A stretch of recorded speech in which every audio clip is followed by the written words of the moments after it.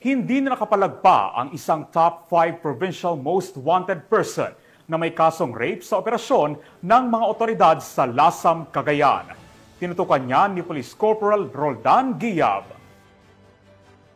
Naaresto ng katauhan ng Lasam Police Station ang tinaguri ang top 5 most wanted person provincial level na may kasong panggagahasa sa isinagawang operasyon sa Barangay New Orleans, Lasam, Cagayan nito lamang ika-26 ng Oktubre ngayong taon.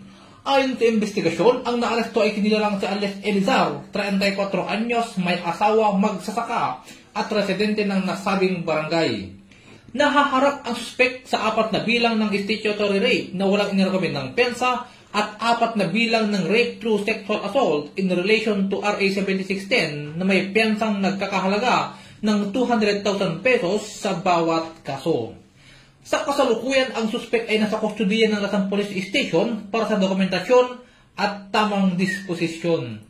Ang matagumpay na operasyon ay pinangunahan ni Police Major Geoffrey C. Retreta, hepe ng Lasam Police Station sa pakikipagtulungan ng 2nd Cagayan Provincial Mobile Force Company.